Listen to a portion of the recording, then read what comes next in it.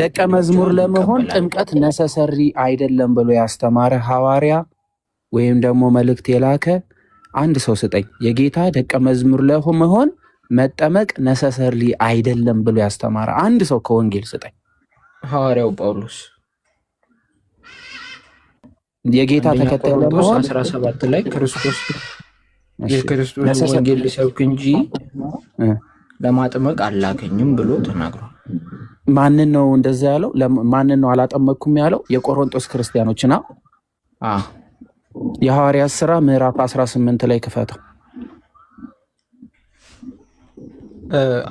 ወይ አንተ ገባኝ ቆሮንቶስ ላይ ያለውን፣ እኔ ደግሞ የሐዋርያት ሥራ ምዕራፍ 18 ላይ እዛው ላይ ላሳይክ። እሺ ሐዋርያት ሥራ ስንት? ምዕራፍ 18ን እስኪ አንብበው፣ ቀስ እያልክ አንብበው። 19 እሺ ይቅርታ።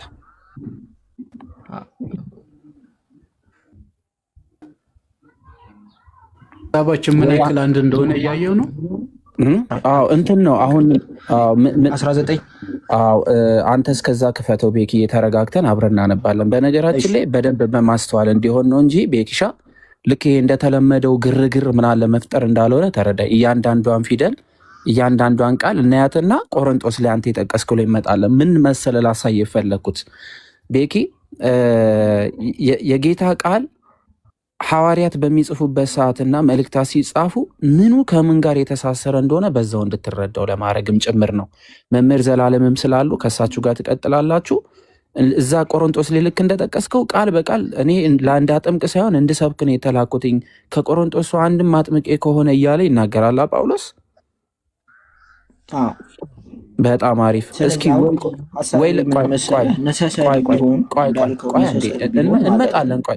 እንመጣለን። ቆይ መጀመሪያ ውሳኔ እንዳትወስን አደራ፣ ምክንያቱም ሌላ ነገር ስላለ። ጳውሎስ ወይ ዋሽቶሃል ወይ ለቆሮንቶሶች ዋሽቷል ወይ ደግሞ አንተ የሆነ ነገር አልተረዳሁም ማለት ነው። ለዚህ መልስ የሚሰጥ የሐዋርያት ሥራ ምዕራፍ 19 አንብበው። ምዕራፍ 19 ስንት ላይ አንብበው? ቁጥር 1 ጀምረ። ቁጥር 1 ጀምሮ እሺ። በኢየሱስ ስም አነባለሁ። አጵሎስም በቆሮንቶስ ሳለ ጳውሎስ በላይኛው ሀገር አልፎ ወደ ኤፌሶን መጣ። አንዳንድ ደቀ መዛሙርትም አገኘ። ባመናችሁ ጊዜ መንፈስ ቅዱስን ተቀበላችሁን አላቸው። እነርሱም አልተቀበልንም፣ መንፈስ ቅዱስ እንዳለ እንኳ አልሰማንም አሉት። እንኪያ በምን ተጠመቃችሁ አላቸው። እነርሱም በዮሐንስ ጥምቀት አሉት። ጳውሎስም ዮሐንስስ ከእርሱ በኋላ በሚመጣው በኢየሱስ ክርስቶስ ያምኑ ዘንድ ለአሕዛብ የተናገረ በዮሐንስ ጥምቀት አጠመቀ አላቸው። ይህንም በሰሙ ጊዜ በጌታ በኢየሱስ ስም ተጠመቁ። ጳውሎስ እጁን በጫነባቸው ጊዜ መንፈስ ቅዱስ ወረደባቸው፣ በልሳኖችም ተናገሩ፣ ትንቢትም ተናገሩ። ሰዎቹም ሁሉ 12 ያህሉ ነበር። ምን ያክል አንብበው ልውረድ እንዳለ ልቀጥል?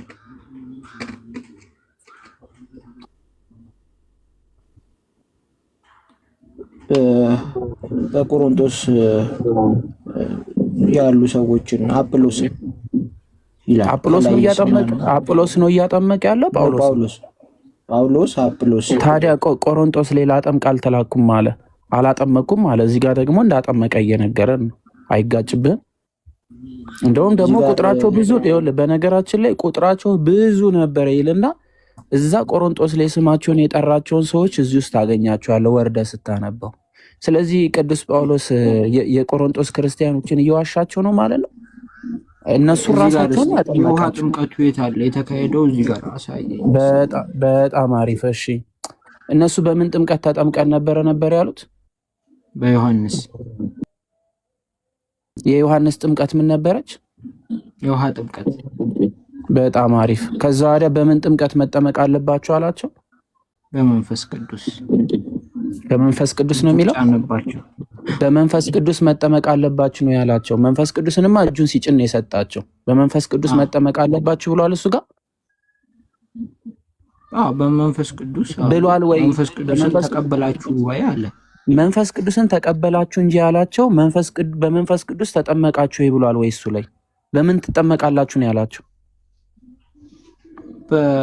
በኢየሱስ ክርስቶስ ነው። የኢየሱስ ክርስቶስ ጥምቀት የምን ጥምቀት ነበረች? የእሳት እና የመንፈስ የመንፈስ ቅዱስና የእሳት የመንፈስ ቅዱስና የእሳት ጥምቀት የሚል አለ እንደ የኢየሱስ ክርስቶስ?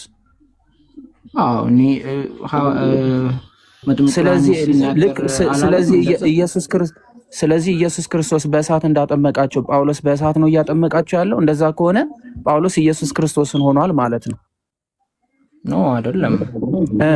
በመንፈስ ቅዱስ አሁን እዚህ ጋር መንፈስ ቅዱስ አላልኩም። ጌታ ኢየሱስ ክርስቶስ ያዘዛት ጥምቀት ዮሐንስ አንዴ ቤኪ የኢየሱስ ክርስቶስ ጥምቀት ተብላ የተጠራችው መንፈስን ብቻ ነው? ውሃንም ጠቅሷታል ጌታ? የቱ ጋር? የዮሐንስ ወንጌል ምዕራፍ 3 ቁጥር 5 ስላላገኘሁት የዮሐንስ ወንጌል ምዕራፍ 3 ቁጥር 5 ኦኬ። ምን አለ ጌታ ኢየሱስ ክርስቶስ? በምንና በምን አለ? ችግር የለውም አትሂድ፣ እዚሁ ላይ ሆነ አንተ። በምንና በምን አጥምቆ አለ? በውሃና በመንፈስ። ስለዚህ አንተ መንፈስ ብቻ እንዴት አደረግከው? እዛ ጋር ግን መጠመቅ የሚል ቃልም የለውም። ግን ነው እዛ ጋር የትኛው? ዮሐንስ ወንጌል ላይ ያለው። ስለዚህ ውሃ 9 ወር አርግዞ ነው የሚወልደው ማለት ነው። ዳግም ተወለዱ ብሎ አይ በውሃ መጠመቅ የሚል የለውም። ውሃ ይላል። ሰው ከውሃና ከመንፈስ ዳግመኛ ካልተወለደ በስተቀር የእግዚአብሔርን መንግስት አይወርስም ይላል ጌታ ቃሉ ነው። ልክ ነው። ስለዚህ ውሃ የሚለው ምንድን ነው? አለ አልቋል። አባቴ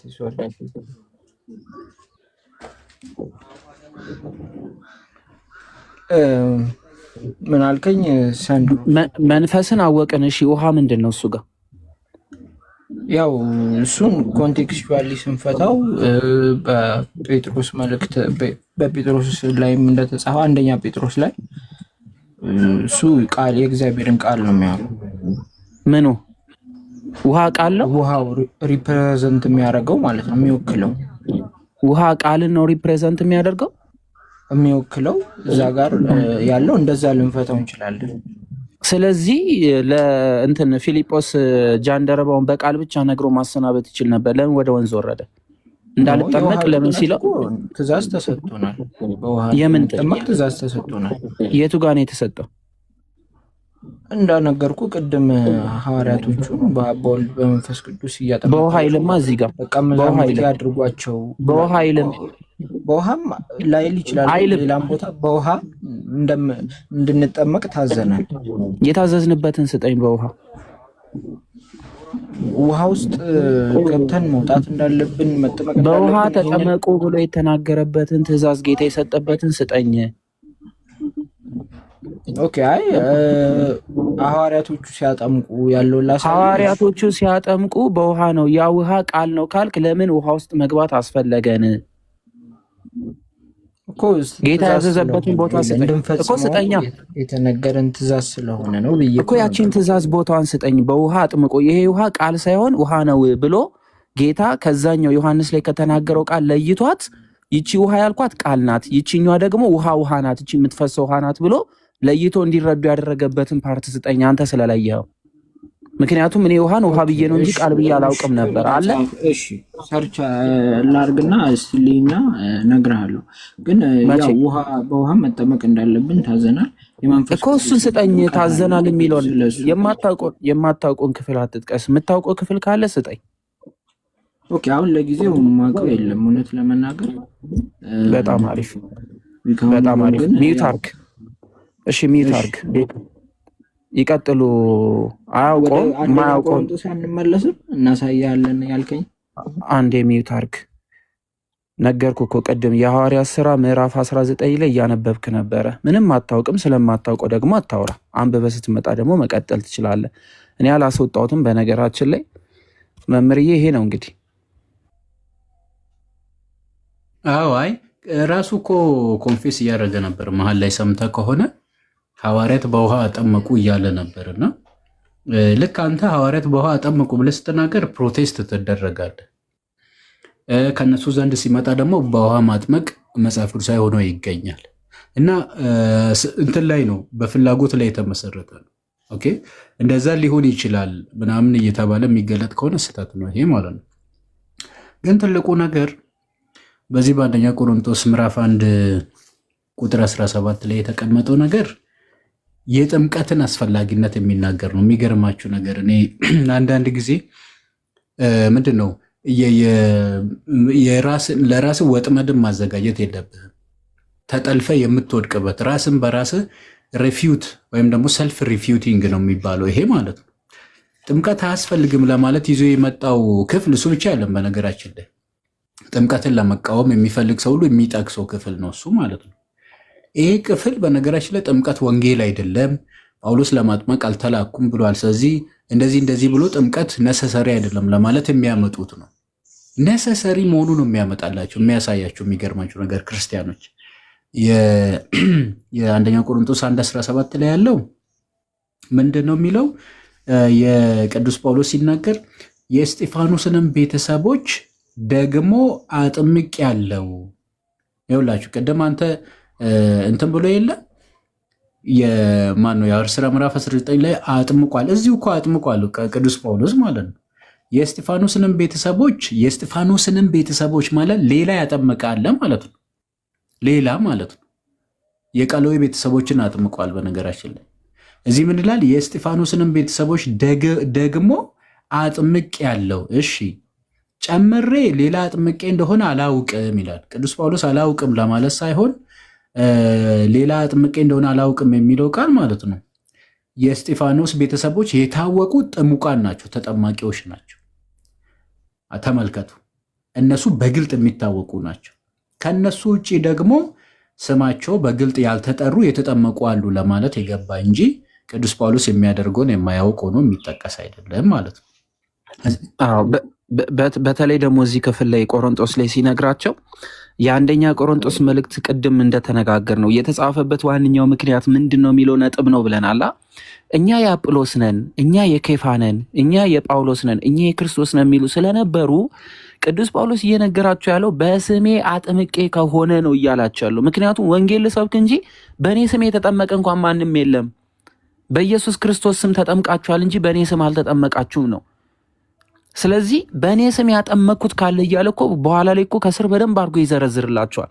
ላጠምቅ አልመጣሁም በስሜ፣ ስለ ራሴ ክብር አይደለም ስለ ጌታ ነው እንጂ። ከዛ ወዲያ ምን ይላቸዋል? አጵሎስም እኔም ማንም ይሁን ሁላችን ለአንዱ ነው የምንሰራው በማለት በመሃላቸው አጵሎስ ያጠመቃቸው፣ ከዛ ወዲያ ኬፋ ያጠመቃቸው፣ ከዛ ወዲያ ጳውሎስ ያጠመቃቸው አንድ በክርስቶስ አንድ አካል እንደሆኑ አስጠንቅቋቸው የሚያልፍበት ክፍል ነው ይሄ ክፍል። እሱ ላይ በደንብ እንዲሄዱበት። ትክክል። ያው ኦልሬዲ መልሳል ሊሄድበት የነበረውን አንደኛ ወንጌልን ልሰብክ እንጂ ለማጥመቅ አይደለም የሚለውን ይዙና ጥምቀት ወንጌል አይደለም ብሎ የራሳቸውን ድምዳሜ ይሰራሉ። ለማጥመቅ አልተመላኩም ወንጌልን ልሰብክ ነው እንጂ የሚለው ቃል ግን ጥምቀት ወንጌል አይደለም ብለህ ድምዳሜ እንድትሰራ ምንም ቅድመ ሁኔታ የለውም ማለት ነው። ጥምቀት ወንጌል መሆኑ እንዴት እናውቃለን ከተባለ ትንሽ ደቂቃ ብቻ ነው የምሄደው፣ እንግዳ እየመጣ ስለሆነ እቀበላለሁ። የኢትዮጵያዊ ጃንደረባን ታሪክ ማየት ነው። የኢትዮጵያዊ ጃንደረባ ታሪክ ትንቢተ ኢሳያስን እያነበበ ሲሄድ መንፈስ ቅዱስ ፊልጶስን ሂድ ወደዚህ ሰው ብሎ ይመክሯል። ኦኬ እና ሮጦ ወደሱ ይሄዳል። እሱ ማንን እያነበበ ነው? ትንቢተ ኢሳያስ ምዕራፍ 53 ማለት ነው። ኦኬ ተመልከቱ፣ ዝም ብላችሁ ማለት ነው። የምንፍቅናን የግል መረዳት ሳይሆን የመጽሐፍ ቅዱስን እውነት ነው የምንናገረው። እና አንተ ሰው የምታነበውን ታስተውላለህን ይላል። ከዛን ሰው እንዴ መምህር ሳይገልጠኝ እኔ እንዴት ይቻለኛል አለ። ተመልከቱ፣ የእግዚአብሔርን ቃል ማንበብ ብቻ ሰው መረዳት ያስፈልጋል ማለት ነው። ያ ሰው እያነበበ ነው፣ መረዳቱ ግን አላገኘም። እንዴት እናውቃለን? ይህ ሰው ስለ ራሱ ወይስ ስለ ሌላ ነው የሚናገሩ ብሎ መናገሩ ይህንን ያስረዳል ማለት ነው። ከዛ ቃሉ ምን ይላል መሰላችሁ? ይሄ ብቻ ነው የተነጋገሩት። ትንቢተ ኢሳያስ ምዕራፍ 53 ላይ ጥምቀት የሚባል ነገር የለም። ተመልከቱ። እና ከኢሳያስ እስከ ክርስቶስ ምንን ሰበከለት ነው የሚለው? ወንጌልን ሰበከለት ነው የሚለው። የኢትዮጵያዊ ጃንደረባ ምንን ተሰበከ? ወንጌልን። በቃ አለቅ። ምንን ተሰበከ? ወንጌልን። በቃ ወንጌልን ተሰበከ ነው የሚለን። ኢትዮጵያዊ ጃንደረባ ወንጌልን ተሰበከ፣ ፊልጶስ ደግሞ ወንጌልን ሰበከለት። ደጋግም የምናገረው ኮር ፖይንት ስላለው ነው። ወንጌልን ሰበከለት ይላል። ከዛን ኢትዮጵያዊ ጃንደረባ መቼም ሰው ማመን ከመስማት ነው አይደለም? ማመን ከመስማት ነው፣ መስማት በእግዚአብሔር ቃል ነው። የእግዚአብሔርን ቃል ሰበከለት ወንጌልን። ኢትዮጵያዊ ጃንደረባ እንዲህ ያለ ውሃን ሲያገኝ ማለት ነው። ተመልከቱ፣ ውሃን ሲያገኝ እነሆ ውሃ እንዳልጠመቅ ማን ይከለክለኛል አለ። እንዴ ምን እያለ ነው ይህ ሰው? ወንጌል እኮ ነው የተሰበከለት። ጥምቀት ወንጌል ካልሆነ ከተሰበከው ወንጌል የተነሳ ነው ይህንን የተናገረው እንጂ ሌላ እኮ ጉዳይ የለውም እኮ። ተመልከቱ። ስለዚህ ወንጌልን ተሰበከ። ሲሰበክ ከሰማው አንዱ በውሃ መጠመቅ እንዳለበት ነው። ውሃን ሲያይ ደግሞ እነሆ ውሃ እንዳልጠመቅ ማን ይከለክለኛል አለ። አያችሁ፣ የተሰበከው ወንጌል ውስጥ ጥምቀት እንዳለ በሚገርም ሁኔታ ይናገር። ሲጀምር ወንጌል የኃጢአት ስርየት አይደለ እንዴ? ኃጢአታችሁ ይሰረይ በክርስቶስ ደም መፍሰስ ታጥባችኋል፣ ተቀድሳችኋል አይደለ እንዴ? ያ መታጠብን የት ነው የምናገኘው? በጥምቀት ውስጥ ነው። ጎዶሎ ስብከት እኮ የለም ብራዘር። ምግብ እኮ እንጀራ አቅርበ ወርቅ ማነው ወጥ በመከልከል እንግዳን እኮ አትጋብዝም አይደል እንዴ? ምንፍቅና ማለት ለዛ ነው፣ ቁንጽል ነው፣ ግማሽ ነው የምንለው ማለት ነው። በተሰበከው ወንጌል ውስጥ ያለው ምልአት ምንድን ነው? የኃጢአት ይቅርታ። የኃጢአት ይቅርታ ደግሞ በምንድን ነው የሚገኘው? በውሃ ጥምቀት፣ በክርስቶስ ደም የፈሰሰውን በቤዛነቱ በጸጋ የተገኘውን የኃጢአትን ይቅርታ የምንካፈለው የምንሳተፈው በምን ውስጥ ነው? በጥምቀት ውስጥ ነው። ይሄ የጌታ ቃል ነው። ይሄ የነ ጴጥሮስ ስብከት ነው። በነገራችን በደም የሚገኘውን ስርየት ኃጢአትን እየሸፈንን አይደለም። ቅዱስ ጴጥሮስስ እንደዛ እያለ ነው አይደለም? ጴጥሮስም አልሳትም፣ እኛም አልሳትንም። ኃጢአታችሁ ይሰረይ ዘንድ እያንዳንዳችሁ በኢየሱስ ክርስቶስም ተጠመቁ የወንጌል ቃል ነው ይሄ ማለት ነው። የምስራችሁ ቃል። ስለዚህ ወንጌል አይደለም ለሚለው እዚህ ጋር ይወድቃል ማለት ነው። ስለዚህ ላጠምቅ አልተላኩም የሚለው ቃል መነሻው ከቆሎኤ ቤተሰቦች የሰማው ጉዳይ አለ። ምን የሚል? እኔ የአጵሎስ ነኝ፣ እኔ የኬፋ ነኝ፣ እኔ የጳውሎስ ነኝ፣ እኔ የክርስቶስ ነኝ የሚል መከፋፈል ነበረ በቤተክርስቲያን ውስጥ። ቅዱስ ጳውሎስ ምን ይላቸው? ለምንድን ነው የምትከፋፈሉት ነው የሚላቸው። በእኔ ስም ነው እንዴ የተጠመቃችሁት ይላቸዋል። በአጵሎስ ስም ነው እንዴ? እኔ የእከሌ ነው ለማለት በዛ እከሌ ባላችሁት ነው እንዴ የተጠመቃችሁት እያላቸው እኮ። እኔ የዘላለም እንድትል ያስቻለክ ምንድን ነው? በዘላለም ስም ነው እንዴ የተጠመቅከው እያለ እኮ ነው። ወይ ዘላለም ስለአንተ ተሰቅሏልን እያለ እኮ ነው በነገራችን ላይ። ስለዚህ እኔ የእከሌ ነኝ ለማለት እንኳን የሚያስችለው የሚያስደፍረው ምንድን ነው? እከሌ በተባሉ አካል መጠመቅ አለበት ማለት ነው። በሱ ስም አይታችኋል። ቅዱስ ጳውሎስ እኮ የክርስቶስ የምትሆኑት ወይም ደግሞ የሆናችሁት በሱ ስም ስለተጠመቃችሁ ነው፣ እርሱ ስለተሰቀለላችሁ እኮ ነው የሚለው። አያችሁ። እና ይሄ ክፍል ምን የሚያስረዳ ነው? የክርስቶስ የምንሆንበት መንገድ አንዱ ምንድን ነው? ጥምቀት ነው እያለ ነው። የክርስቶስ የመሆኛ መንገድ ነው። ታዲያ በእኛ ስም ተጠምቃችሁ ነው እንዴ እኔ የአጵሎስ ነኝ የምትሉት? በጳውሎስ ስም ስለተጠመቃችሁ ነው እንዴ እኔ የጳውሎስ ነኝ የምትሉት? እንዴ ለዛ እኮ ነው ቅዱስ ጳውሎስ ሌሎችን አጥምቄ እንደሆነ አላውቅም እግዚአብሔርን አመሰግናለሁ እኮ ይላል እኮ። ለምንድን ነው እግዚአብሔርን የሚያመሰግኑ? እኔ የጳውሎስ ነኝ እንዳትሉ በጳውሎስ ስም አልተጠመቃችሁም እያላቸው ነው። የተጠመቁት ማማን ነው? በኢየሱስ ክርስቶስ ስም ነው። በእርሱ አምኖ በአብ በወልድ መንፈስ ቅዱስ ስም ነው የተጠመቁት። አይታችኋል። ስለዚህ ጥምቀት የጌታ መሆኛ መንገድ ነው። ለዛ ነው ማቴዎስ 28 ላይ ደቀ መዝሙሬ ያደርጉ። በምን እያጠመቃችሁ? ደቀ መዝሙሬ የእኔ ማለት ነው። ደቀ መዛሙርት የሚሆኑት የማን ነው? የክርስቶስ መሆን ማለት ነው። ደቀ መዝሙር የእኔ አድርጉ ማለት ነው። ወይም ደግሞ ለእኔ አድርጉ ማለት ነው በነገራችን። ስለዚህ የክርስቶስ ራሱ የምንሆነው በአብ በወልድ መንፈስ ቅዱስም በመጠመቅ ነው። ከዛስ እኔ የክርስቶስ ነኝ ማለት እንጀምራለን ማለት ነው። በጳውሎስ ስም ስላልተጠመቅን እኔ የጳውሎስ ነኝ ማለት አልችልም። በአጵሎስ ስም ስላልተጠመቅኩኝ እኔ የአጵሎስ ነኝ ማለት አልችልም። ተመልከቱ። ጳውሎስም አጵሎስም ጴጥሮስም ስለ እኔ ስላልተሰቀሉልኝ እኔ የጳውሎስ ነኝ እኔ የጴጥሮስ ነኝ ማለት አልችልም። ማንን ነው የምችለው? እኔ የክርስቶስ ነኝ። ለምን? ክርስቶስ ነው የተሰቀለው። አንዱ ክርስቶስ እኮ ክርስቶስ ተከፍሏል እንዴ እናንተ የምትከፈሉት ይላቸዋል። አልተከፈለም። አያችሁ። ስለዚህ ለምንድን ነው በኢየሱስ የምንጠመቀው? የኢየሱስ ክርስቶስ ለመሆን ነው። ስለዚህ ማለት የሚገባችሁ እኔ የኢየሱስ ነኝ፣ እኔ የኢየሱስ ነኝ፣ እኔ የኢየሱስ ነኝ ማለት ነው የሚጠበቅባችሁ። ለምን? እርሱ ነው የተሰቀልላችሁ። ለምን? በስሙ ነው የተጠመቃችሁ። አያችሁ። የእርሱ ደቀ መዝሙር የሆነው በጥምቀት አያችሁ። ማቴዎስ 28ን ከአንደኛ ቆሮንቶስ ምዕራፍ 1 ጋር ስታገናኙት እንደውም ይህ ክፍል የክርስቶስ መሆን የሚቻለው በጥምቀት መሆኑን የሚያጠይቅ እንጂ አይ ጥምቀት የወንጌል ክፍል አይደለም፣ አይ ይሄ የአጋንንት ስብከት ነው። በነገራችን ላይ አጋንንት ሰዎች የክርስቶስ እንዲሆኑ አይፈልጉም። ከዲያብሎስ እስራት ተፈትቶ ወደ ክርስቶስ ነፃነት እንዲወጡ አይፈልጉም። የክርስቶስ ኢየሱስ የደም ዋጋ ከንቱ እንዲሆን ነው የሚፈልገው። ከነዛ ስብከቶች ውስጥ አንዱ ምን የሚል ነው? አትጠመቁ የሚል ነው።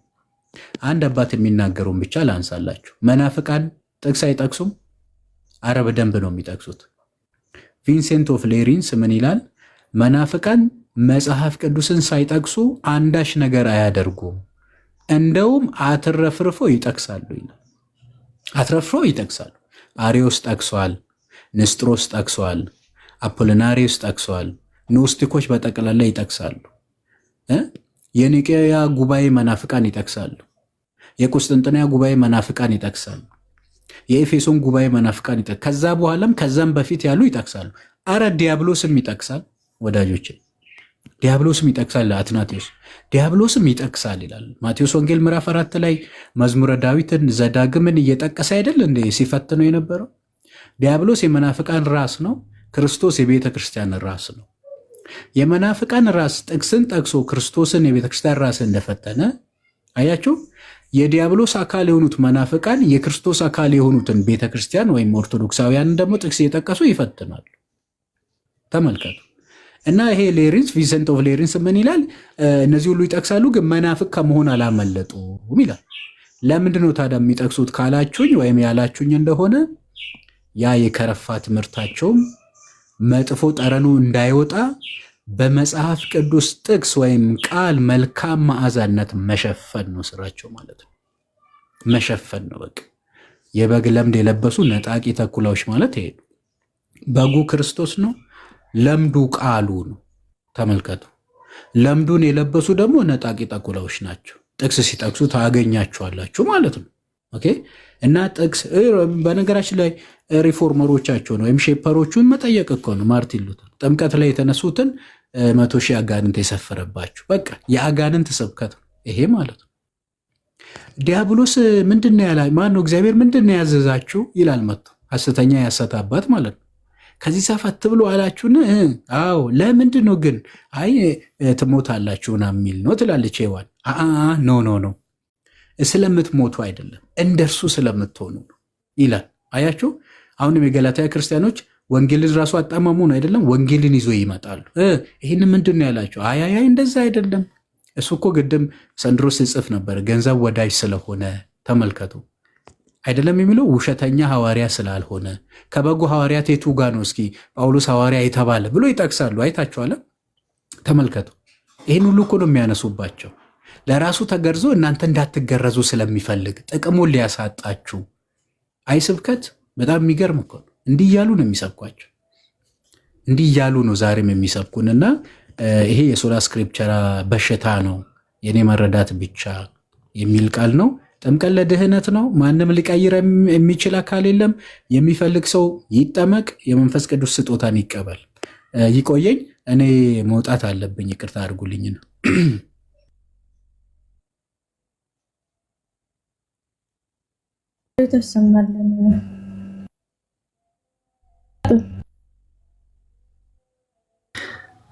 የህይወት ቃል ያሰማልን። ዘላለምዬ በእድሜ በጤና ይጠብቅልን። እግዚአብሔር አምላክ ያክብርልን። ደስ ይላል። እንደዚህ አይነት ሀሳቦች እያነሱ መሄድ እጅግ በጣም አስተማሪ ነው። በጣም ብዙዎቻችን ያስተምረናል። እድሜን፣ ጤናን፣ ፍቅርን፣ አንድነትን እግዚአብሔር አምላክ ያጉድልቦት። የቅዱስ ጳውሎስን በረከት አይለዩት። እግዚአብሔር አምላክ ይጠብቆት። ቃሎት ያሰማል። አሜን አሜን አሜን። ሁላችንን ያሰማን። በቃ ሰላም ሁኑልኝ። ሰላም ሁኑልኝ።